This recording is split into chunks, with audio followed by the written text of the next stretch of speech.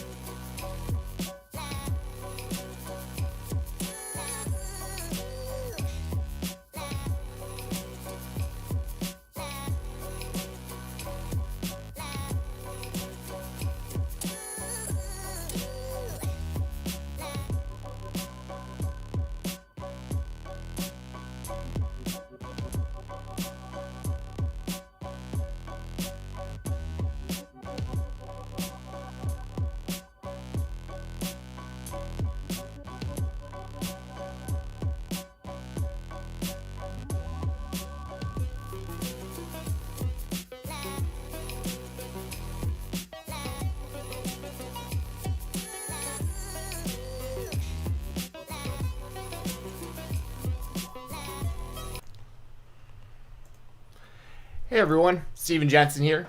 Just getting started today, so anyone who's in the chat, feel free to let me know you're here. If you have any questions or anything, I'll take a few minutes. Before we get started, mainly going to be talking about The Miz winning the title. We'll be talking about Lashley, potentially winning the title next week, and really anything else that y'all want to talk about. But for the first little bit here, I got the questions. I basically have the chat up on the screen, so if there's anything anyone wants to say, anything anyone wants to talk about before we get started, I'll kind of wait a few minutes to let that get going, because I know there's a little bit of a lag between me and y'all hearing and seeing me here. So, but I hope everyone's doing good today. And I'm trying to think of kind of what was worth talking about on Raw last night outside of Lashley and Miz, that kind of stuff. Riddle versus Morrison I thought was a really good match, just for the record. Thought that was really good. Corey was in here earlier, says, honestly happy for the Miz becoming champion again. He's earned it. He hasn't been injured. He's full-time for WWE. Sure. Let me see what else Corey has to say before I kind of respond to that. Says, Miz winning was a great cash-in for Money in the Bank. I truly hope he isn't a transitional champion. I do see Lashley getting the title, just not sure when. Okay, and then it also says momentous because after all, still making history as the second ever African American, it still means a lot as it should. Oh yeah, Lashley, yep, for sure. So yeah, I don't necessarily have a problem with the Miz beating McIntyre for the title the way that they did it, but I don't really see any need for the Miz to be like a long-term WWE champion in 2021. This is coming from somebody I've talked about it a lot on the show. I mean, I have Miz merchandise from when he was on the Real World. You know what I mean? Like I'm a fan of the Miz. I was at WrestleMania 27. I was happy that the Miz beat John Cena that night, and all that stuff. But it just, look at the roster they have right now. It's like the Miz being the champion. I feel like this is going to be a very short-term thing. But it made sense for like how the story wound up playing out, and especially if it leads to Lashley winning the title, then I think it was all worth it. How this is all kind of played out. You got to feel for McIntyre though, like that entire title reign, no fans. Technically his second reign, but y'all know what I mean. Jordan Lassiter, what's up, man? Welcome back to the chat. Says, hey, Steven, I just want to say I did not like The Miz winning the title at all. I love Drew as champion because he wasn't a bland babyface. Yeah, I think that Drew did a good job with the belt. Like, any criticism that he gets, really, he has no control over. Like, I'd imagine he's going to win the title again, probably in the near future, whenever they get fans back. But, we'll see how this all plays out. There's a lot of moving parts right now, but, it's just one of those things. Like, I think they did given the circumstances, I think they did a good job with Drew McIntyre given the circumstances. But there's just no way of knowing, like, one way or the other, like, how would the fans have responded to him as the champion, in arenas and stadiums. That's because you can't really get a real gauge for how the fans really feel about him if you're just looking at Twitter and stuff. You know what I mean? So it's just kind of hard to know how that would work out, because there was stuff throughout this past year, like Retribution, for instance, where the only reason they kept going on and on with that story, in my opinion, is because there was no crowd, and like there was no way of them. Like, if they looked into the crowd and the crowd was laughing at Retribution instead of, like, booing or, like, being afraid, if they were just sitting there laughing, like a lot of people probably would be, that's a completely different thing. You gotta make a change. Similar to the Dark Order in AEW. People were shitting all over that for the first handful of months that the company existed. And rightfully so. The Dark Order was terrible at first. But they listened, they pivoted, they changed it, and now it's like one of the most over things on the show. So, but you wouldn't have known that if it wasn't like, a bunch of people on Twitter could have one opinion, but when like you're getting no response in an arena, like that's pretty telling, and that's something we just don't really know at this point, Jessi says, what up, Jessi? Welcome to your own channel. I hope you're having a good day. Looking forward to having you back soon. I might have Issa on soon. I talked to her last night, so it'd be cool to have Issa on the show sometime soon. But yeah, everyone show Jessi some love. She's obviously very busy over there, and we're looking forward to having you back. I'll read out everything Jessi says in the chat here, so it feels a little more like she's in here with me. Jordan says, I didn't even watch Raw, and by judging by the YouTube views, a lot of people didn't watch either. I have no idea I haven't looked at their YouTube stuff, so I have no idea as far as like the numbers for that. But I do know that Raw itself has been getting, their numbers are real low. I think last week they did like a 1.5 or something, which is like, TNA was doing that on Spike TV. You know what I'm saying? Like that's, like the numbers are very low, and most of the stories I think are very bad. And some of it, once again, is out of their control. But I think that, I don't know, that's a whole other conversation in itself, really, at the end of the day, I guess. Like, how many people are watching wrestling right now, but there's also the pandemic, and there's also the news, and there's also this other stuff, and, we'll see. It'll be really amazing if, amazing is not the right word, but it'll be interesting if, the crowds come back, the pandemic's over, the news settles down a bit. Because I anticipate or at least I'm hoping that I'm hearing way less about politics this next few years. You know what I'm saying? Like, on a personal level, I'm so sick and tired of, like, always hearing about Trump and always hearing about this and hearing about that. It's like, I hope that, like, the news becomes, like, a secondary thing again, how it used to be, where, like, you only kind of need to listen to the news when it's something really important is going on. And, of course, the pandemic, that's a completely different thing that's, who could have predicted this, you know what I mean? But it's like, when things are back more to normal, but if that number for Raw is still sitting there at like a 1.5 and like all things are back to normal, it's like, you know what I'm saying? Like that's pretty alarming that only that amount of people watch Raw on Mondays. And I'd imagine the YouTube numbers probably reflect that. Jessi just texted me. Let me see what she says here. I'm going to show this picture. It says, "This is what Savannah thinks of Retribution." Yeah, that's how a lot of us feel about Retribution.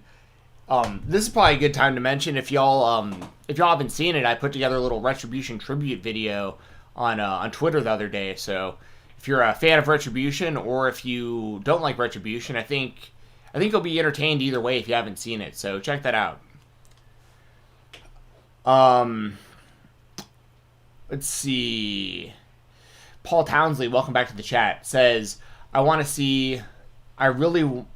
don't really see Miz winning next week unless he DQs himself. Yeah, I don't think The Miz is going to win either. We'll talk a little bit more about that in a minute, but this episode will probably be pretty heavily based around Lashley and The Miz for next week. We'll probably talk for like an hour or so today.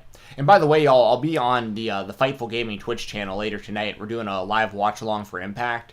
It'll be me, Joel Pearl, and there's going to be a third guest tonight. Someone I haven't met yet, actually.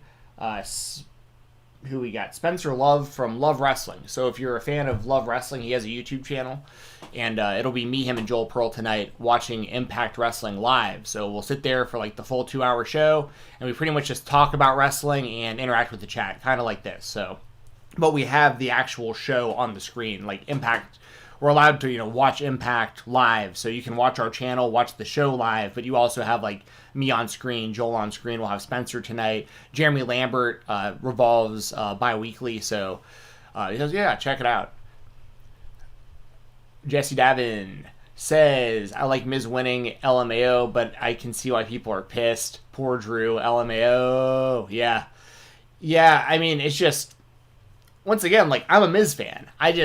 It's just when you look at their roster, there's just, and especially what Lashley's been doing lately, like, I was catching some flack for that. For the last probably month or so, I've been saying, why don't they do Lashley and Drew at WrestleMania? And there were certain people that were like, we've already seen it before, that wouldn't make any sense, blah, blah, blah. And I'm like, he's the only guy that they've built at all on Raw, outside of Drew, who has the title. There's been nobody else that they've, like, given any kind of steady build to at all.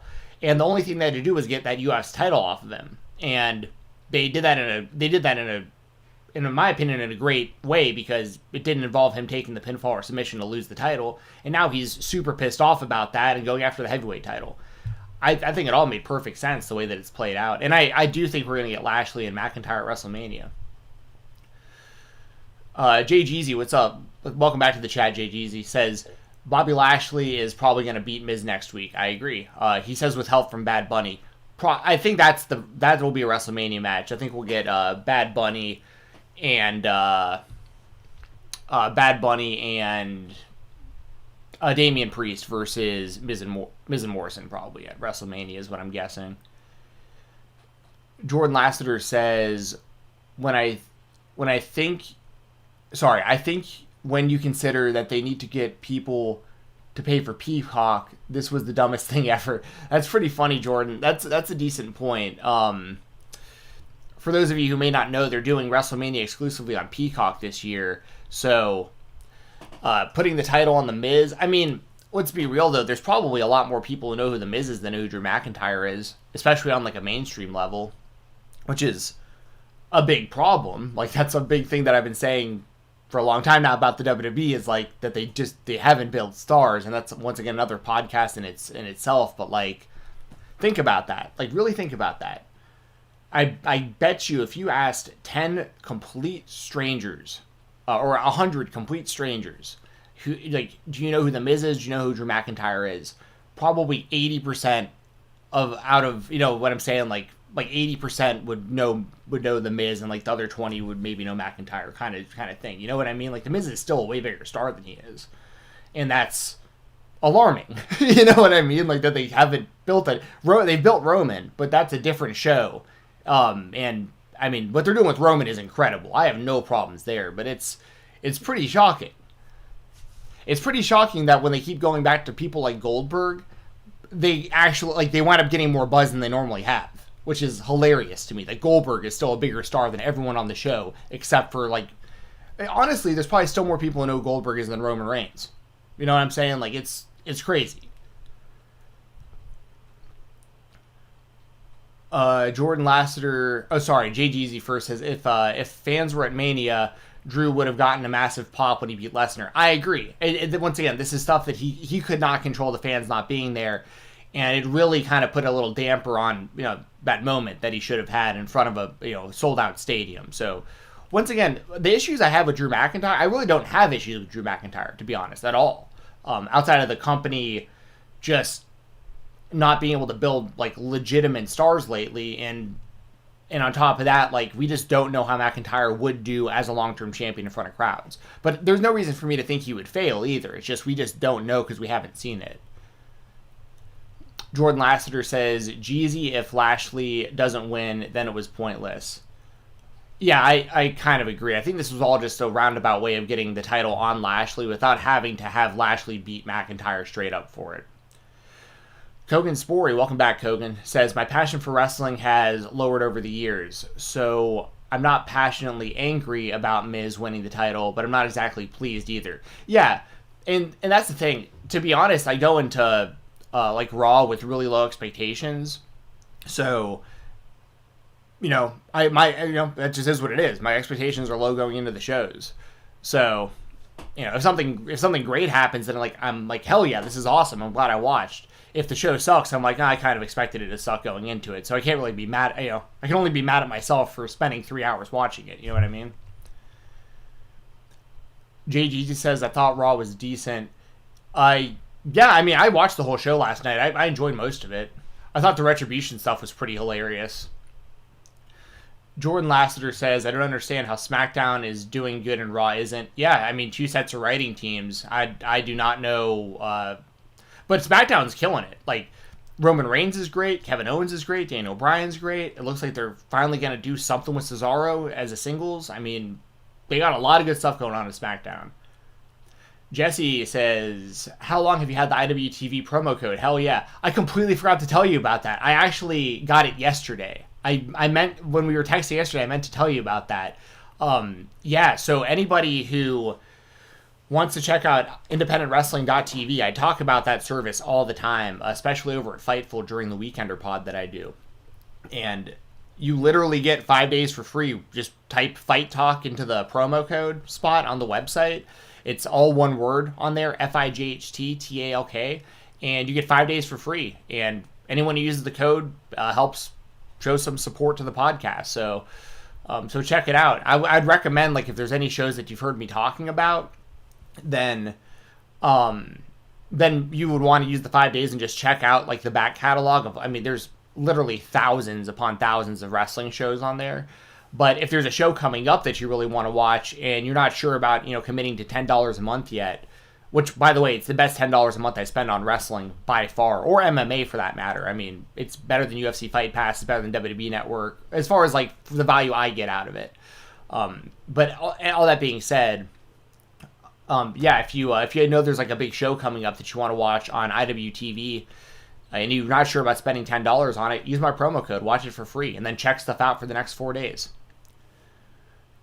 Jessi says, best video ever. I'm assuming you're talking about the Retribution video. Now, and you inspired me to do that video because I literally, like, I saw that that video and then commented. I didn't know that you had seen it, but I commented, like, this guy reminds me of Retribution, and you had already tweeted about that, which is hilarious. And I was like, you know what? I could edit together, like, a 30-second video real quick, and I knew I could throw in some Professor Chaos in there because I had already kind of thought of that. So, Yeah. Yeah, really, really stupid video, but I'm glad some people thought it was funny. Jordan Lassiter says the main event highlight video got 862,000. That seems very, very low for the WWE. I don't know how many YouTube subscribers they have, but it's surely in the millions. Jordan says, if Lashley loses, it can't be clean. He looks too much like a badass right now. Totally agree. They need to protect him big time. Hygor Boehm Hubner. I'm not sure if I said that right. Hygor, welcome to the chat. Says the best part about Retribution right now is Xavier Woods / Reckoning stuff. Yeah, I guess. I don't know what. It looks like they're going to break them up soon already. Like, based on what I saw last night, Ali just looks like a moron out there. They all look like morons out there. Like, Retribution has the match won over, they're about to pin the former WWE champion, the former whatever, like 10-time tag team champions or whatever they are. And Ali's out there telling them to, more punishment, and then they lose. And it was like, and then he like gets mad about him. Like, this is just the dumbest stable ever. Like, the only way they could possibly salvage Retribution is by basically copying what AEW did with Dark Order and make it to where, like, because Retribution, those guys are funny online because they basically just troll people. If they really leaned into that and made them like a comedy group, there's a chance. But it's a small chance, but there's a chance.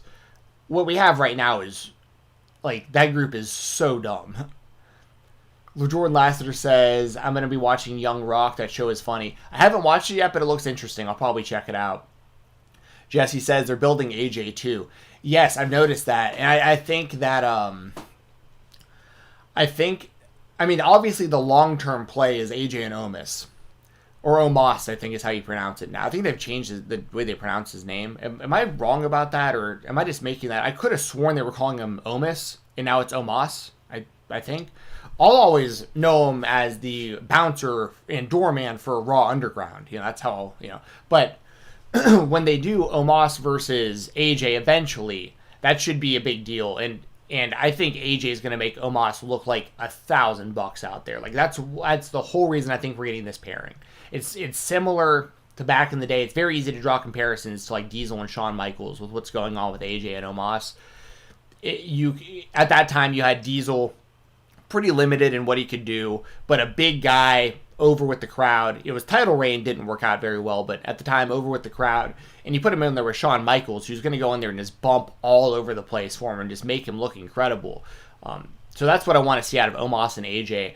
I don't know if we see that like as soon as this WrestleMania, but hopefully by the time we're talking about next WrestleMania, I'd love to see I'm not even kidding when I'm on Twitter and I'm saying give Omos the WWE title. Now, like right now, I want to see Lashley with it, and they've done a good job getting us to that point with Lashley.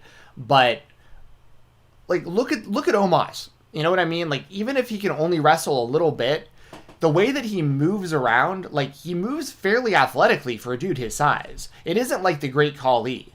It isn't like watching like Sean Bradley on the basketball court, where like there's like it looks like he's uncoordinated to a degree. It's like this Omos looks like he's just a huge guy who looks like he can move pretty good for a guy his size, especially.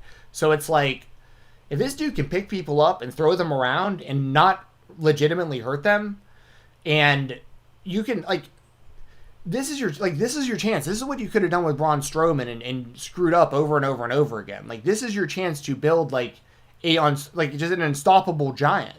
I feel like, maybe he isn't ready quite yet, you know what I mean? But that has to be the play here. There's no other reason you'd pair him with AJ. Because also, you have Omos out there ringside, literally learning and watching. In my opinion, AJ Styles is still the best overall, wrestler that the WWE... I think he's still the best in-ring wrestler that the WWE has, probably, is AJ Styles. And... you put Omos there to just learn from him and stand there and get advice and be there live and like literally just there's no one better he could be there with.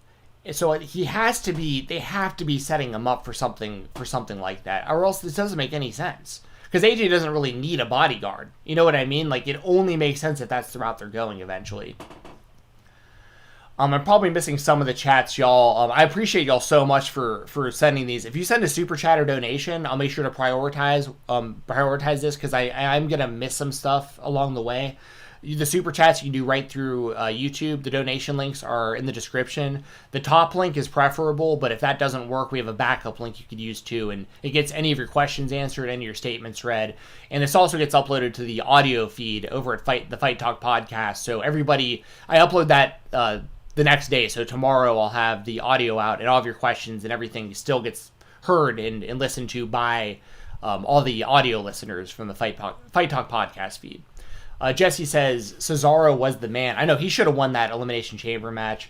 I'll never be mad about Daniel Bryan winning a match. Don't get me wrong, but like that was Cesaro's moment. It felt right. He was looking good. The internet wanted it. Yeah, should have been Cesaro. Igor says, "Oh, sorry, Igor. Thank you for correcting me because I don't want to sit here and mispronounce your name over and over again." So that's kind of a cool. I'm not gonna lie, that's pretty badass. Hygor as Igor. Are you like Russian or something? I've never, because like Igor is like a Russian name, right? So, but spelled Hygor. That's interesting. I like it though. I think it's pretty badass. JGZ says T-Bar needs to eat a Snickers and become Dominic Dijak again. That's funny. Yeah. He was the man out on the indies. He rose through those indie ranks like super fast because he was, for those of you who don't know, Dijak was like a really good basketball player. He came in with like a ton of athleticism and obviously he has that size. And he rose through those independent ranks big time and got a lot of shine with some matches he had against Keith Lee before both of them got signed. But yeah, as far as T-Bar being T-Bar, you know, I don't know. It's like part of me wants to think that a big reason why he's so covered up, like his face, he has like the mask and the face paint and stuff, is like maybe they will try to have people forget that he did this at some point and just let him be him again. But I don't know. Retribution is, like I said, it's just so dumb. Jessi says, OMG, JGZ, they should do that at Mania since Snickers sponsors Mania. Yeah, exactly. Oh, that'd be so funny. He eats a Snickers and then just transforms and walks out for WrestleMania, and Retribution just is never talked about ever again. And Ali's back to like fighting crime on the streets. Ahmed, what's up, Ahmed? Welcome back. Always good to see you in here, man. Says, hi, everyone. When will you be back, Jessi? And then Jessi responds saying, when she can go a solid hour without baby feeding. So there's your answer for anybody who's been asking how much longer until Jessi. But it'll probably be pretty soon. I'm hoping, as soon as possible, obviously. But, she has obviously much more important things to be taken care of right now. Let's see what else we got here in the chat. Kogan says, maybe it's just me. In fact, I'm sure it is, but AJ Styles has lessened in intrigue for me the last few years. I can't remember the last time he had a match I loved. Well, that's the thing, Kogan. It's just... How do I say this about AJ? It's a shame that he's not in AEW right now, because I think that's where he really belongs. But he has a really good thing going for him in WWE. I'm sure he makes really good money. He's always in the title mix for like some championship, or he's always doing something important. Like they use him really well on the shows. And but it is one of those things where, like, back in the day, it felt like, every month we were talking about AJ Styles having some match in TNA that like just blew everybody's minds. And then when his run in New Japan was like it was pretty short, but it was legendary for what it was. And WWE, he's done some really great stuff. Like his stuff with John Cena was great. That especially, but he's done good stuff with like Kevin Owens, and I'd like the stuff with Jericho and all that. I mean, he's done a lot of stuff with Moxley and all that. But yeah, you're right. Like, he just kind of is another guy in WWE. Well, I shouldn't say he's just another guy in WWE, because he is one of their top guys still. But I think y'all know what I mean. I feel like if he was in AEW, we'd be talking about like him and Kenny Omega having 7-star matches. You know what I mean? Jordan Lasseter says, oh sorry, that was a thing about Jessi coming back still. Jessi is updating everyone saying that the baby's doing great. JGZ says, why does Braun Strowman still dress like The Rock's character from Fast and the Furious movies? That's funny. I've only seen Fast and Furious, Too Fast, Too Furious, and Fast and Furious Tokyo Drift. Those are the only 3 that I've seen. I basically what happened, to tell a little quick story. Back when Tokyo Drift came out, I was probably in college, probably a freshman in college. And I remember taking a girl, it was like a first date, and we went to the movies, and we saw Fast and Furious Tokyo Drift. That's the movie that we went to on our first date. And it was so bad that, we just sat there and just kind of laughed at it. And things went great. Me and her actually wound up dating for a little while. And we actually wound up breaking up on, great terms. We just went to different colleges, and it just was what it was. But the movie was so bad that I was like, I can't ever see another one of these ever again. This was the corniest, stupidest, the main character was supposed to be this 16 or 17-year-old kid in high school, and he was clearly 30 something, and it just wasn't a good movie. But that being said, I went back last week. I was bored out of my mind, and I went back and I watched the original Fast and Furious last week. And it was really, really corny, but it was all right, I'm gonna watch Too Fast, Too Furious, and I watched Too Fast, Too Furious. Once again, pretty corny, but kind of what I mean, decent movie, right? But I'm right there where it's if I go back and I watch Tokyo Drift now, and it's better than I remember, I'll probably watch all the rest of the Fast and Furious movies, basically binge them. So it all relies on how I feel about Tokyo Drift the second time around, about 10 years later. Let's see what we got here. Igor says, it sucks how many people bitching about Miz winning the title are the same people who cheered him back in 16 and 17 during his promos wanting his moment. These fans are fickle AF. Yeah, I guess it kind of depends on how you look at it. But it's also to be fair, Igor, just because something was really cool 3 years ago doesn't mean it's going to be cool now. A lot has happened those 3 years that have made people sour on the idea of The Miz being in the main event and being the champion. I'll be totally honest. I think his pairing with Morrison hurts. I think Morrison being paired with The Miz hurts The Miz. I really do. This is my personal opinion. I think he's a bigger star. He's better off on his own. Morrison, I think Morrison's match with Riddle last night was really damn good. I really enjoyed it. So I think that there's plenty they can do with Morrison, but it's just their pairing to me is so played out that it makes me less interested in The Miz. Just my personal opinion. I'm sure there's people that disagree, but I'd like to see The Miz out on his own. I feel like he doesn't need Morrison. I feel like Morrison just kind of takes away from his character.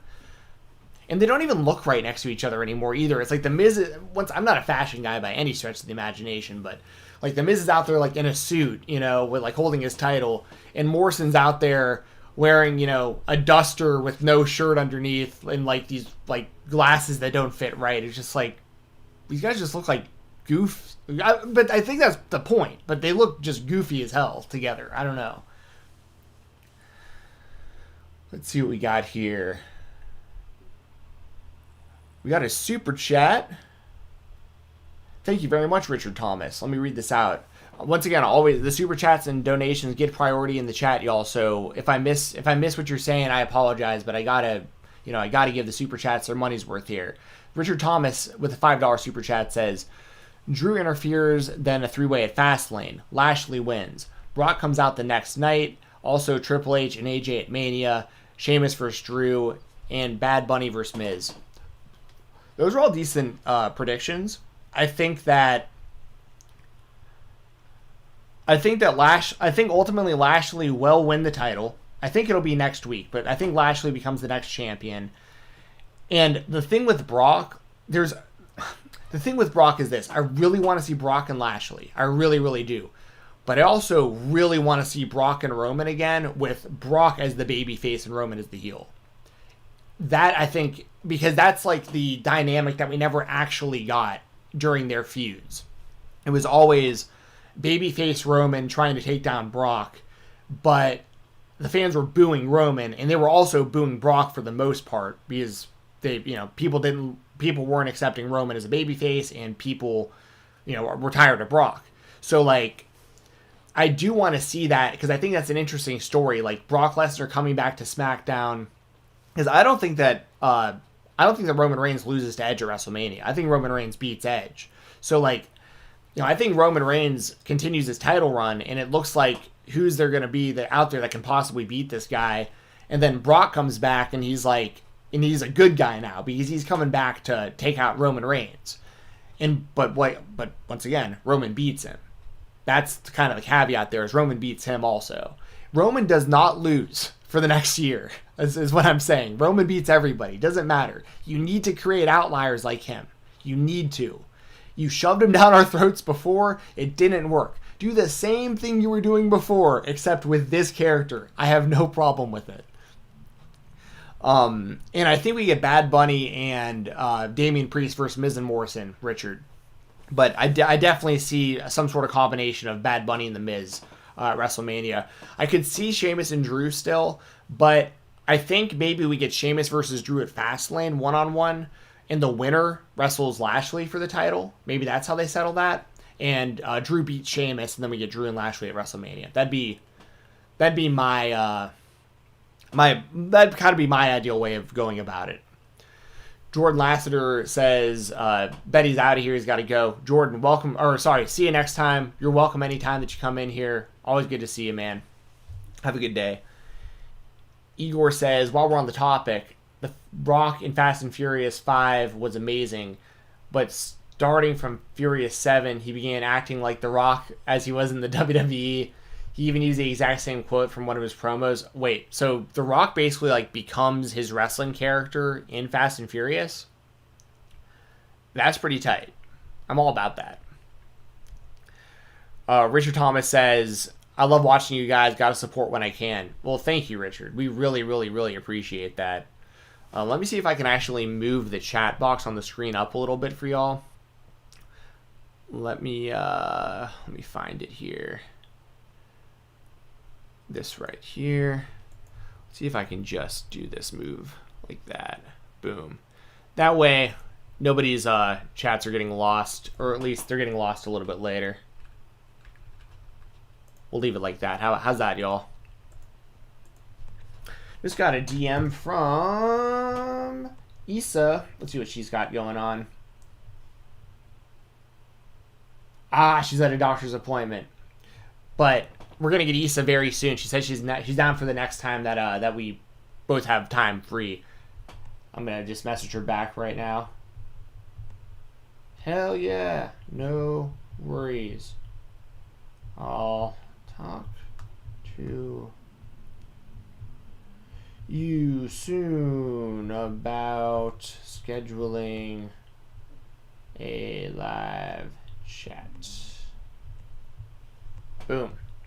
Cool. So yeah, we'll have Demon Div on here soon, so that'd be a lot of fun. Jessi showing appreciation to Richard for the super chat, and I want to make sure to let everybody know that. So thank you to Richard, and Jessi greatly appreciates it as well. It helps both of us out a ton.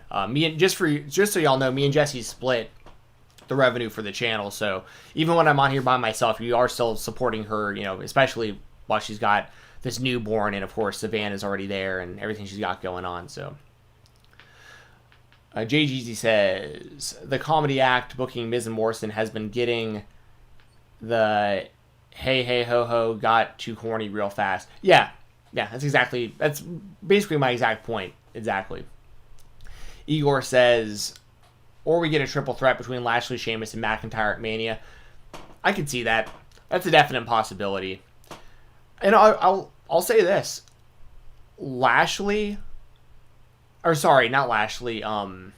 Sheamus Sheamus has been doing damn good work lately. I gotta give him credit. He's been having really good matches. And I have no problem with him being in the title mix right now. I really don't. Like, for a guy that as a character and stuff, I'm pretty bored by him. And I feel like we've seen him do what he does a trillion times over the last decade or whatever. But, like, he is having good matches right now. I gotta give him credit. And it really feels like they're wanting him and McIntyre in a big story. So I could see that possibly happening at WrestleMania. Lashley, McIntyre, and Sheamus in a triple threat, maybe. But like I said, I think what we'll probably get is Lashley will be the champion. Sorry, just had to pull something up there. I think Lashley will be the champion next week, and then we'll have Sheamus versus McIntyre at Fastlane, and then. But, I mean, I do think we should still get Sheamus versus McIntyre for the title one-on-one at some point, too. But, I don't know. There's a lot of ways I can go with it. I'm trying to show your message, Igor. I don't know why it isn't popping up. There we go. All right, let's see what else we got in here. Eric Clark says, welcome back, Eric. Says, do you think The Rock is going to be at WrestleMania this year? I highly doubt it. I think if there was going to be fans there, they had a chance, but I really... Now, next year, and this is why I think it's so important that Roman Reigns doesn't lose to anybody, and why I think he should beat people like Edge, like honestly, if they wanted to bring back Goldberg again and have him wrestle Roman, because we never got that last year, I'm fine with it. If Roman goes out there and just spears him and puts him in a guillotine choke, and Goldberg just passes out, and that's the whole match. Like, if they do that, I'm fine with it. I want to see Roman beat Brock Lesnar if he comes back. I want to see Roman beating everybody. I want to see him beat Daniel Bryan. I want to see him beat Cesaro. I want to see him beat everybody. Because then... And I want to see more of his family members get involved in this too. Like, we have Jey Uso. Like, when Jimmy's back, I want to see Jimmy align with him. I want to see more just random family members popping up and really rallying behind. And they're all basically being enslaved by Roman, one after another. And then The Rock, that's when you do it. You do The Rock versus Roman Reigns next year at WrestleMania, with The Rock trying to, like, avenge his family and, like, you know, set them free, basically. And then Roman beats him, too. And then you have some really, really interesting stories going forward. But even if The Rock wound up coming back and winning that one a year from now, at least the story makes sense at that point, you know? Igor says, in Fast 5, he is no-nonsense, aggressive, took no BS. In Fast 7, he began acting, silly, okay. Yeah, the little bit I know about those Fast and Furious movies, and it's a shame because, like, you can't find these videos on the internet anymore. They've all been taken down. Luckily, I saved most of them on my computer, though. Like, I downloaded them because I figured one day they wouldn't be around anymore. But there was an old web series called The Gentleman's Club. It was Chuck Taylor, Orange Cassidy, Drew Gulak. They had a bunch of random people in there. They're like Adam Cole, the Young Bucks. It's basically being the elite before being the elite, like, became a thing. But it was on Chuck Taylor's YouTube channel. And one of the segments every week was Orange Cassidy's movie reviews. And for most movies, he would just say one word, like lame, and like that would be it. But when he get to Fast and Furious reviews, he would just get super psyched up and like just talk on and on and on, like talking about all these different scenes and basically just talking about The Rock is running around sweating all over the place. But I always thought that was hilarious. Like, Orange Cassidy didn't care about anything on that show, but if he was asked about Fast and Furious movies, you couldn't shut him up. It was so funny. Igor says, quote, "I'll stick my boot so far up your ass, I'll stick a toothbrush up your ass to brush your teeth." Is that what he said, like, in the movie? Did he also say that in WWE? Because I could definitely see him saying that. Kogan says, Roman vs. Edge wasn't my ideal matchup, but thinking it over more, it feels like a natural story to be told here. Both guys were on the shelf with an injury or illness, both come back to achieve success.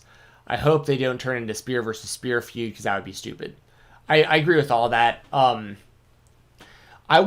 think that Edge versus Drew would have made more sense. And the funny thing is, if Lashley wins the titles, we'll say, and the opportunity was there for Edge versus Lashley, that's also the same thing, spear versus spear. There's too many damn people using spears as finishers in the WWE. I think that's pretty obvious. I feel like everyone's probably agreeing with me there, because even the people that don't use it as a finisher, like Charlotte uses a spear, like you see it all the time. But see, the thing is, if Edge was going after Lashley, especially if Edge was going after McIntyre, I think Edge should win that match, because the story is him coming back and winning a world title that he never lost when he had to retire 10 years ago. But if it's Edge versus Roman, which is what it is, I think the match is going to be good. I think the story is going to be good, because it's harder to predict who's going to win. Because if it was Edge versus McIntyre, I'm thinking Edge has got this all day. But with Edge versus Roman, it's like, well, the story is Edge winning the title back after having to vacate it a decade ago. But the other story on the other side is like Roman Reigns should not lose to Edge. Like with where Roman is built up to at this point, he should not be losing Edge at WrestleMania. And that's what I'm sticking by. Like, I think Roman needs to beat Edge at WrestleMania. Sorry. Like, the story's right there, and it's a total layup for Edge to become the champion, but that's so counterproductive to me. Would be for Edge to beat Roman. Once again, if Edge beat Drew, it's a little bit different. It would suck for Drew, but it's like, I think that's kind of salvageable, because then you could always have Drew. They can run it back. Drew maybe wins it back or whatever. But like, Roman needs to be unbeaten. That's they've done way too good of a job to screw this up. Although looking at their track record, who knows what will actually wind up happening. And I'm glad they didn't do Edge versus Balor. I think that match would have been awesome, but it would have made no sense for Edge to be sticking around in NXT. Unless you just wanted to spend more time with Beth Phoenix. That's really the only thing I could imagine would make any sense. Igor says, to answer your previous question, okay, so you're Brazilian. Your mother chose the HY spelling to be unique. It's unique, all right, a unique pain in the ass. I had to spell my name. Yeah, that's funny. Well, for what it's worth, you can see right above me, my name's spelled Stephen, Stephen, which at this point I think is actually the more common spelling of the name. But when I was growing up, V was always... So it's something where my whole life, no matter what, when I'm spelling my name for somebody or I introduce myself and they need to write my name down or something, I always have to say Stephen with a PH, Stephen. But, Igor, like, yours is much more difficult than that. And then some people call me Stefan, and it doesn't bother me at all, obviously, because that's how my name's spelled. Like, if you're, just literally reading my name, it's Stefan. So, I kind of deal with that to a degree, but your name is definitely way more unique than mine. And once again, I think it's a badass name. Eric says, do you think The Miz is holding the WWE Championship until WrestleMania? I don't. I really think he loses next week to Lashley. Igor says, I like that story of yours, but Roman being unbeatable, but WWE can't book him too strong, otherwise whoever beats him might suffer, because if they beat Roman, whoever beats the guy who beats him. No, but but what I'm saying, Igor, is like, you have to... Well, let me put it this way. Well, let me say this. What you're describing, I think, is kind of like what happened with John Cena. I don't want to but I think I kind of catch your drift here. Because what happened when John Cena was on top was they didn't build anyone else but him. There were some flashes of that where Edge, got pretty big for a minute, but he never reached Cena level. CM Punk at one point was getting really damn close, but that was a very short time frame. But for the most part, it was just Cena, and you had all these other people that had potential, but it was all about Cena. So it was and once again, I'm not saying all these people should have been the champion, but you had that whole class of wrestlers Chris Masters and Carlito and Shelton Benjamin and all those, and then you had all the people on SmackDown that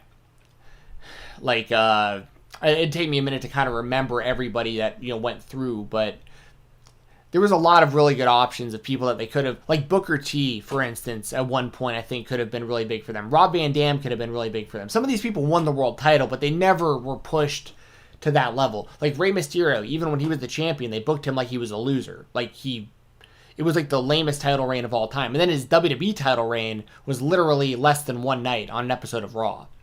So, that all being said, if you do that, then yes, I see what you're saying.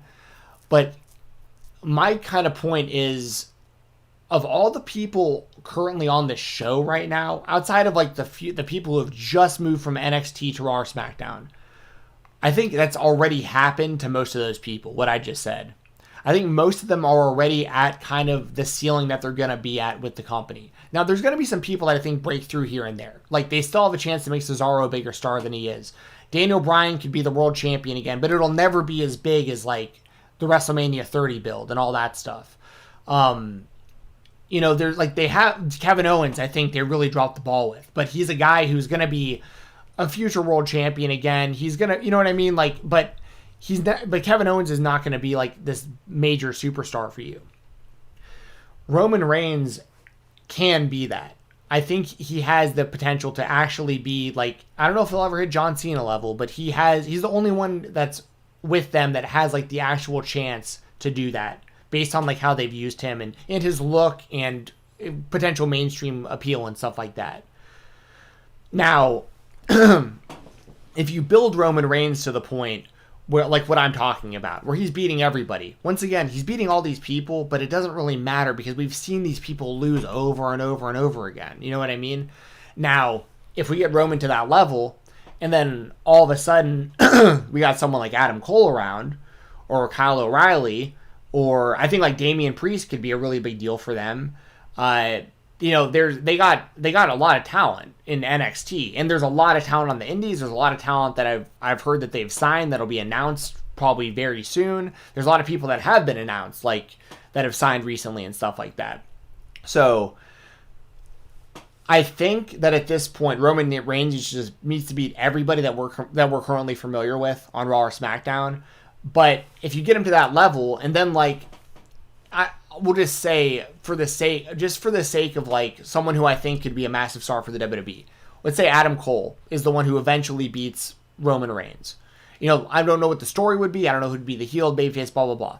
But let's say Adam Cole is that person. It's like, okay, that now you have another guy who could potentially be on that level. It's just it just isn't going to be a Kevin Owens. It isn't going to be a Daniel Bryan. It isn't going to be a Cesaro. That's not who's going to be the person who's going to be taking down Roman Reigns. If for it to all make sense to push Roman Reigns to that level. But if eventually the newer generation of guys are the ones who are kind of, hanging with him, that's how it works out. So I'm sure there's people who disagree with me, but that's kind of it's kind of similar to where like they had a big opportunity when John Cena was the U.S. champion.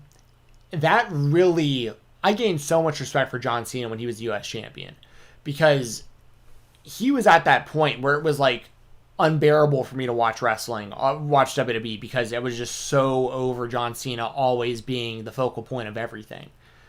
But then he started having these kick-ass matches for the U.S. title with like Sami Zayn and Cody Rhodes, and just like this revolving door of like Neville was probably one of them, and and it made all these people look like they could hang with John Cena, and it was like, oh shit, this is the next generation of people. Kevin Owens came up with the NXT title and he beat John Cena. And see, that's what I'm saying. If he would have beat John Cena and they didn't have like a second match where he lost and a third match where he lost, if they would have just left it there, and then the next thing you know, Kevin Owens is like the WWE champion, now you have potentially like another guy who's up there with John Cena. But instead they 50-50 booked him, then they 33% booked him or whatever, and he lost 2 out of 3 matches against him. It was, but they have the opportunity to redo that with Roman. Build Roman as high as you possibly can. Have him beat all the people we are already familiar with. Bring in the next generation, and if they can hang with Roman, and if some of them can beat Roman, you have new stars. Or potentially you have the opportunity to make new stars finally. Igor says, I think the Universal Championship could become more prestigious if they use the big gold belt as the title design. I agree 1,000%. I think the big gold belt is that's probably my favorite world championship in history, as far as title belt design and what I think about and what it means to me for people to hold that title belt, especially when it was the WCW championship, because WCW was my jam, and that big gold belt, especially when Hogan spray painted NWO on that bitch. Oh, I'll never forget it. I'll never forget it. Igor says, no, I understand. I meant something else. I just described it wrong. Oh, okay. And by the way, I'm not even disagreeing with you about this stuff. It's just I try to look at all sides of it. There's an interview with Paul Heyman on Inside the Ropes, and he described it perfectly what I meant. It's about long-term booking. Okay, fair enough. And that's kind of, I think we're both on the same page then, because what I'm describing is long-term booking. We're talking about Roman Reigns beating everybody and not losing he hasn't lost since he came back, which is 6 months or whatever, and he shouldn't lose for the next year. That's long-term booking. It's like AEW.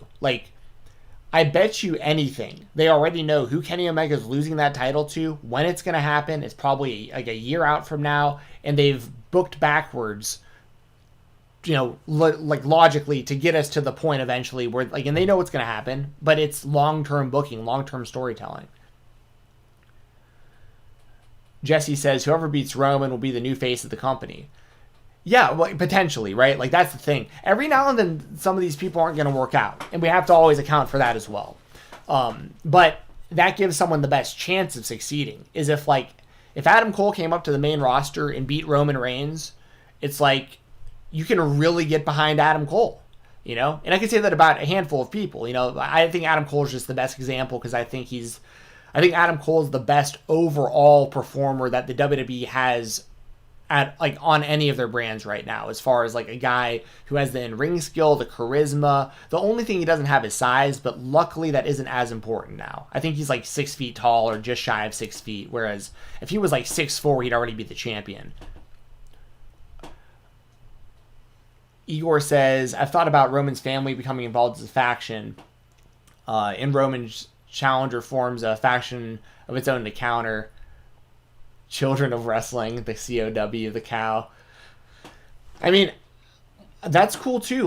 Whatever they want to do to keep Roman protected. If they want to build a whole stable around him, I'm totally fine. I actually suggested that earlier. I'd like to see them build a stable around Roman. More, the other Uso brother. Have Jimmy and Jay with him.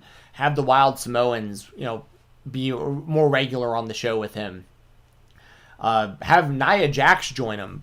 Have them, just have the family be the family on TV, but make it clear that Roman is in charge of all of them, Kogan says the Winged Eagle WWF Championship was the best belt design in my opinion. Yeah, it's hard to argue that one. I was just more of a WCW fan. That's why I prefer the big gold belt. But I think if you asked most wrestling fans what their favorite world title is, especially if they grew up in the 1990s, early 2000s, I think that most people would probably say the Winged Eagle WWE Championship belt is their favorite. So that's a very popular answer.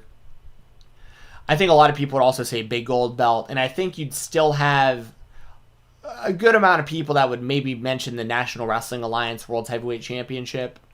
But, less people probably mention that nowadays, but I've always thought that was a beautiful title belt, and Nick Aldis has done a good job holding that.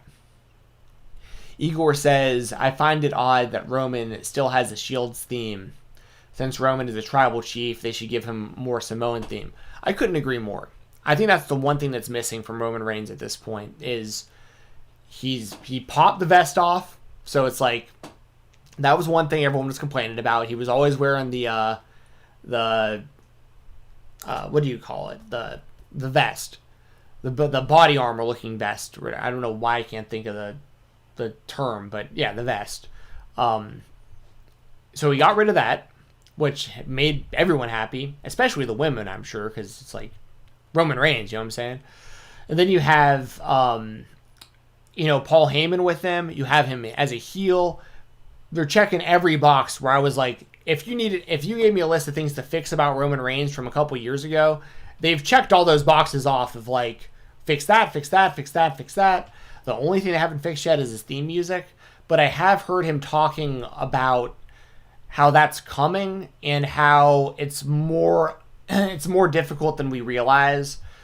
What I'm imagining is they probably have a bunch of stuff licensed out up until a certain time where like they have to have that as his music for some reason, where maybe it has to do with like the video games or it has to do with something or other. There's probably something there where like they have to have him using that music for whatever reason for the time being, or the music's already ready and like they're just waiting till like WrestleMania. Like maybe they're waiting to just like the biggest stage to debut it. But either way, they definitely should change his theme song. And from what I've heard, that is going to happen. It's just for whatever reason it hasn't happened yet. But like I said, it's probably like a licensing type thing, or it's because for the same reason, just to make my point make a little more sense. When you're with the WWE, you have to go get, like, if you have long hair and you want to go get your hair cut, you have to get it approved. If you want to go get a new tattoo, you have to get it approved, because when you do things like that, they have to change your likeness on action figures and on the video game and all that kind of stuff.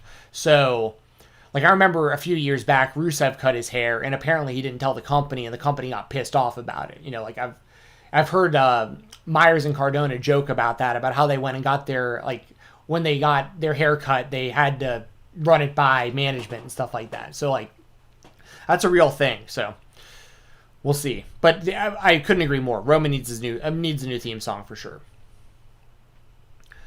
Igor says maybe even include Tamina and Nia Jax, but Naomi tries to convince the Usos to break free, with Naomi slowly convincing Jimmy, but Jay is still loyal to Roman. It's a good story. That's a really good story. I like all that. Igor also says if Lesnar comes back, it should be as a babyface. Right, that's exactly what I'm saying, because it would be interesting to see who Heyman aligns with. And yeah, basically, like, you have that story, and then you also have, of course, the story of Brock just coming back and being like, I've always hated you. The fans booed you when they were supposed to cheer you. You're like, everyone hates you so much that they were cheering for me when we wrestled each other. I'm coming back and I'm getting that title belt from you. You know? I'm going to come back and save the fans, and they'll think differently of me. Now, once again, I think Roman should beat Brock, but I do want to see a babyface Brock versus a heel Roman, big time. Especially with Heyman, like, kind of teasing, like, which way he might go. Let's see. And now also, them as a team would be incredible. Like, if they ever had, like, a stable where it was Roman and Brock with Heyman as their manager, and they had, like, a two-man power trip type dynamic where they just win every title belt on, like, every show, like, that could be interesting too. But I think that's pretty unlikely that we get that. At least in the near future. I think it'd be more fun to see Brock as a babyface against the heel Roman. Hogan says, I think Roman should be mostly unbeaten, but if they do that match with The Rock next year, I don't think it should be a title match. I can see it as a blood is more important than title story. I could see that too, but there's no way that the WWE would do that. Like, there's no way they would market WrestleMania, have their champion come into the show with the belt, and then not have him put the title on the line. I just don't see that happening. I guess it technically happened in WrestleMania 1, but that was, I think, because Hogan was the WWE champion, and it was the tag team match with him and Mr. T versus Orndorff and Piper with Bob Orton on the outside.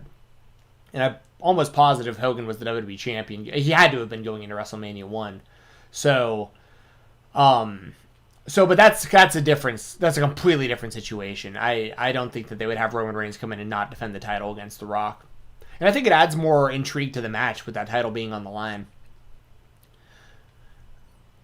Igor says, honestly, I prefer Heyman with Reigns over Lesnar. I don't know why, but Heyman being with Reigns makes Reigns more interesting, as Heyman looks the damn devil's associate when standing with Roman Reigns. Yeah, I totally agree. And I really love the dynamic where every now and then Roman, like, crosses the line, and you can tell it's making Heyman uncomfortable. Like, Paul Heyman, the dude who has done, like, some of the most dastardly stuff ever with Brock Lesnar, is, like, getting, like, freaked out by some of the stuff that Roman does and kind of the way that Roman acts. Like, you can tell he's afraid.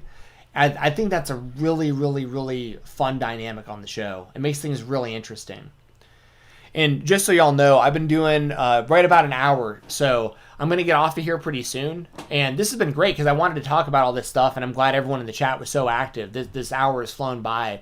If you have any last-minute super chats or donations, please send them because I will make sure to address them before we get off of the air here.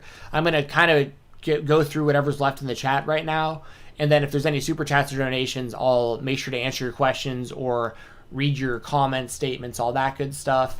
And I'll also talk about the sponsors for the show and all that good stuff too, as we kind of wrap up here. But just wanted to throw that out there. I can't tell you how much I appreciate everyone's involvement in the chat today. It's been a lot of fun. So Igor says, no, that wouldn't work, Hogan. The Rock would know that Roman cares more about the title and taking it away would destroy him. See, yeah, I think that's a good layer there too. Like, it just seems like there's more on the line. There's more at stake there. Like, either The Rock can win the title and, like, free his family from Roman Reigns, or Roman reigns supreme in the family. And from there, once again, I'm not sure exactly where you go, but that's where you kind of... See, that's the other thing, right? The night after WrestleMania is, supposed to be the best, biggest Raw of the year every year. And that's some of my favorite shows I've ever been to live were the Raws the night after WrestleMania, especially in New Orleans. That was so much... New Orleans for WrestleMania 30. It was fun for WrestleMania 34 also, and of course WrestleMania 33 in Orlando. But in WrestleMania 30, that was, Daniel Bryan wins the title at the end of the night, and then Raw happens, and that was the show where Cesaro ditched Dutch Mantel and Zeb Coulter was his WWE name. They had him ditch Zeb Coulter and align with Paul Heyman, which everyone marked out for. That was the debut of Paige. She came out and beat AJ Lee. The Wyatt family was over as hell in that building, and he had just lost to John Cena, and like you could tell they were trying to rebuild the Wyatt family like right away. And that show was so much fun. So yeah, I mean, the point being, if we had The Rock versus Roman at WrestleMania next year, but then the next night at WrestleMania, someone like Adam Cole debuts, it's like... And now, once again, I think Adam Cole will be on the show before this. I really feel like he's not going to be in NXT too much longer. But that next big person you want to push from NXT on Raw or SmackDown, that's when you do it. And you don't necessarily have them beat Roman for the belt, but you start planting those seeds like... This is the next generation is coming. Like, you beat everybody here. You beat The Rock. Here's the next generation of superstars. And you have Roman leading that charge, but you got to have people to get up there on that same level as him.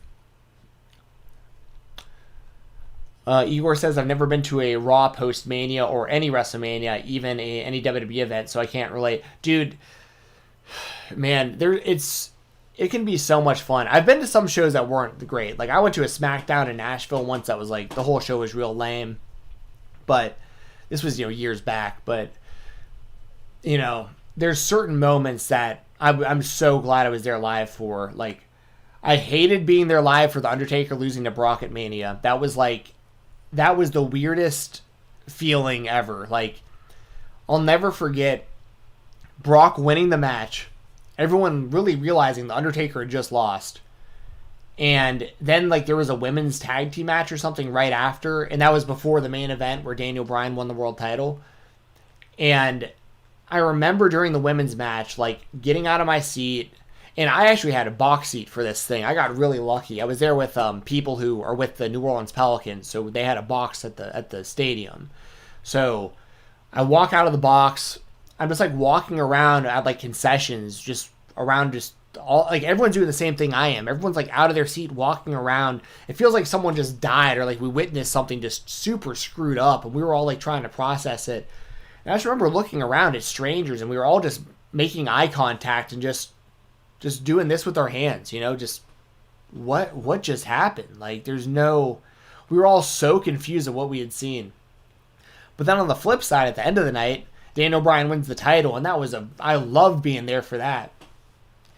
One of my favorite live moments ever was WrestleMania 33 in Orlando when the Hardy Boys returned, and they came into that ladder match for the titles. They had literally wrestled a ladder match against the Young Bucks the night before for Ring of Honor.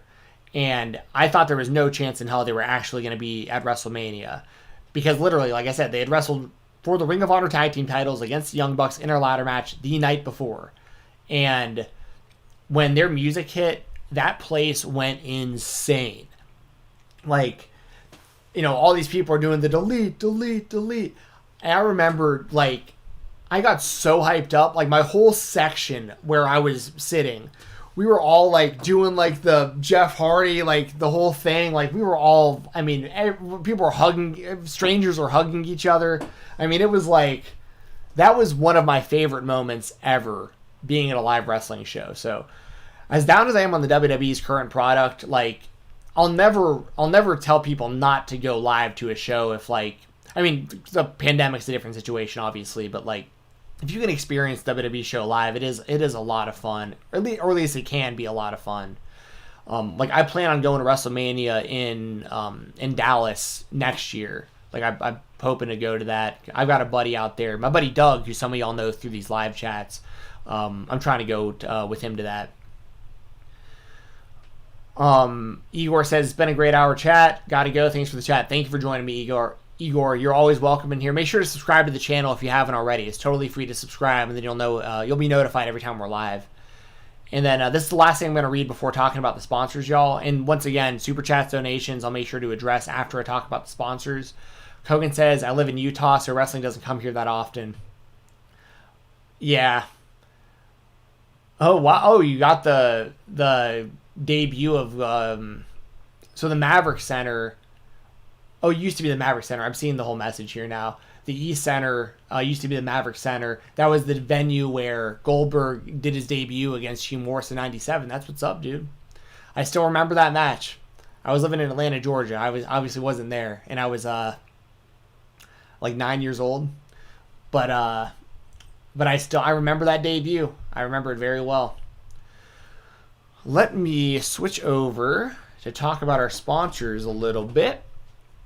I just need to make sure I don't accidentally show y'all all my personal Facebook information. Oh, and I have some stuff to announce. I think I've talked about it a little bit already. But I'm going to start off with this. I got to pull up my live read real quick. Sorry for the delay, y'all.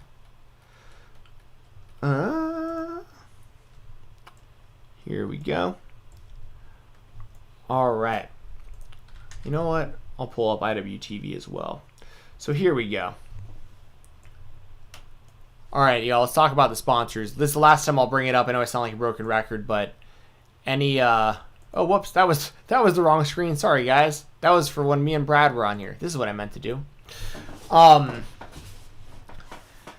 Any super chats or donations, once again, they will definitely get read, answered, all that good stuff. If there are any right after I talk about this. Like Corey Williams just sent a super chat. Thank you so much. I will 100% address this super chat right after I read this stuff out. Music City Toys and Collectibles. Let's talk about them real quick. Founded in 2002, formerly known as Heroes and Legends, Music City Toys and Collectibles is your southern fried source for vintage and modern toys, autographed memorabilia, and all things pop culture. Visit their brand new retail location, opening May 1st at 101 West Main Street in Waterton, Tennessee. Keep up to date with all their special in-store signings, online sales, and convention appearances at musiccitytoys.biz, and follow them on Facebook, Twitter, and Instagram at Music City Toys. And I got an announcement for y'all. They finally made the announcement on their social media, so I can talk about it. I will be live in the house on May the 1st with Music City Toys and Collectibles at their grand opening, and I will be there interviewing UFC Hall of Famer, professional wrestling legend, Dan the Beast Severn. So yes, I'll be there. I'll be meeting Dan Severn. I'm gonna get an action figure signed by him, and I'm gonna autograph him. And I'm gonna have him autograph the action figure, and I'm going to interview him while I'm there. So, really looking forward to that. Make sure to stay up to date with all the stuff Music City Toys and Collectibles has going on. They had a live sale this past week on Facebook. It was awesome. So check it out. Support them because they support us. Also, support WrestleRumble.com. They are the place to be for all fantasy pick'em contests and raffles for professional wrestling. The last contest they had was for Elimination Chamber. First place got $1,000. Second and third both got $100 each. So insane prizes over there at WrestleRumble.com. And speaking of insane prizes, for $1 entries, literally $1, somebody is going to win all 5 of these title belts. We have one winner for $1. You're going to get the replica AEW World title, the AEW TNT title, the AEW Tag Team titles, both belts, and the FTW Championship belt. So that is insane. That's like thousands of dollars worth of belts right there, and somebody's going to win all those for $1. Make sure to stay up to date with all the contests at WrestleRumble.com by following them on Twitter at WrestleRumble. Shout out to my brother Brian Jensen. He is a boxing coach. He is a trainer. He owns a boxing gym, and he can help you reach your goals. If you're looking to lose weight, get in better shape, learn how to throw hands. If you have any neurological issue, like Parkinson's, for instance, my brother is 100% certified to help anybody with any needs. If you are really of any shape or size or physicality level, I don't know how to really say that the best way. If you're not really up and moving around a lot, but you want to lose weight, if you feel like you're kind of losing your movement or your motion or your dexterity or your flexibility, Brian can help you with all this stuff, no matter what your age is, no matter what your skill level is. It doesn't matter. If you live in the Atlanta, Georgia area or anywhere close by, Brian can meet you in person, or you can meet him at his gym. He has his own gym, steel boxing and athletics. And if you're not anywhere close by, he can help you anywhere in the world by Zoom calls, Skype meetings, all that stuff. The best way to schedule something with him and get familiar with the stuff he does is to follow him on Instagram.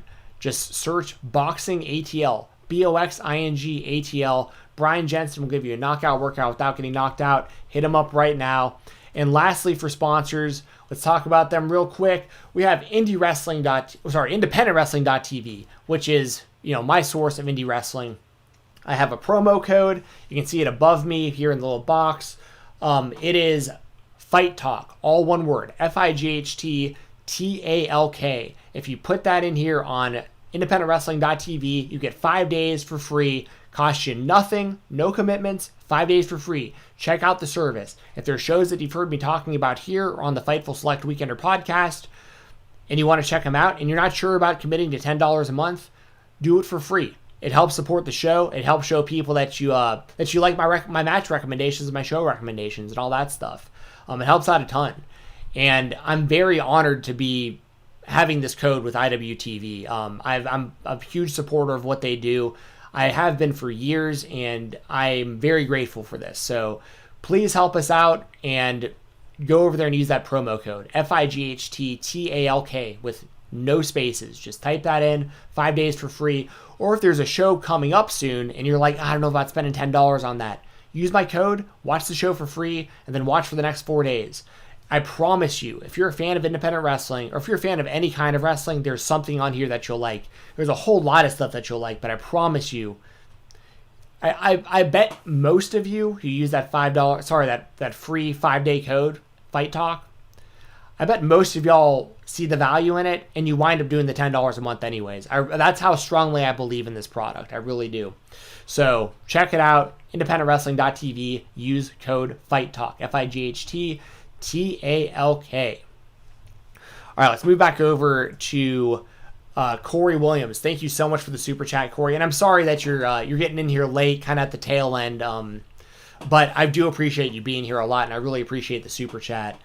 Corey says, came late, work has been crazy, so I'm sure I missed it, but they're making Lashley look super strong. It's great. Yes, I've been talking about that a lot today. And, feel free, Corey, this replay will be up tomorrow, I think, on YouTube. The audio version will be on my Fight Talk podcast feed tomorrow. And if you keep the link to this show, you can always just rewind it and go back and watch. But I think he looks incredible. I think they should put the title on him. I think Lashley should win the belt next week against The Miz. And I think he should go on to WrestleMania and defend against Drew McIntyre. That's kind of how I see things playing out. So thank you very much for your support, Corey. You're in the chat all the time, man. It's been a minute, though, I think, since but I'm sure that's just a timing thing. And I'm random as hell when I go live on here. The dates are always different. The times are always different, all that stuff. So Corey, I appreciate the support a lot, and I know Jessi does as well, because we split the money from the show, so you are helping support her while she's got Savannah and Scarlett and everything she's got going on right now in her life, so thank you very much from both of us. Corey says, well, that's a great interview. Yeah, I'm really looking forward to talking to Dan Severn, and it's funny because I'm going to ask him mainly about indie wrestling because a lot of people don't realize, like, he still works random independent wrestling shows, like, to this day. So I'll talk to him a little bit about UFC. I don't know how long I'm going to have with him, but even if I have like 10, 15 minutes, I think most of it's going to be me talking to him about like current independent wrestling because he's out in that scene, in that world, in those locker rooms. And I want to know what his opinion of like the next generation of wrestling is. And Jay Jeezy says AEW's got replicas. No, they don't. They have to get all those custom made. So WrestleRumble.com found somebody to make those title belts. AEW doesn't even sell them themselves yet. So, yeah, awesome prizes over there. So yeah, that's unless there's any last minute super chats or donations, that's pretty much going to do it. Tonight I'm going to be on the Fightful Twitch channel. So that's twitch.tv/FightfulGaming. We're going to be doing a live watch along for Impact Wrestling.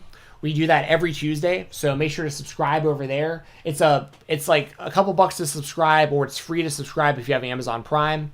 And you can always follow for free though over there, like so you know when we're going live. But every Tuesday, we have to delete the videos afterwards for like copyright reasons and stuff.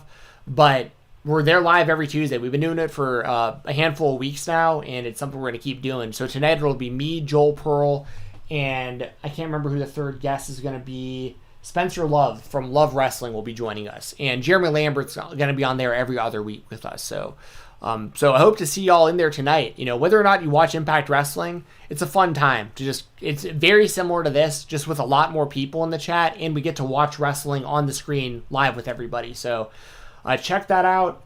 Make sure to subscribe to the Fight Talk podcast feed if you like this audio version of the show. Follow, all that good stuff. Thumbs ups help. Good ratings help. Good reviews help. All that good stuff.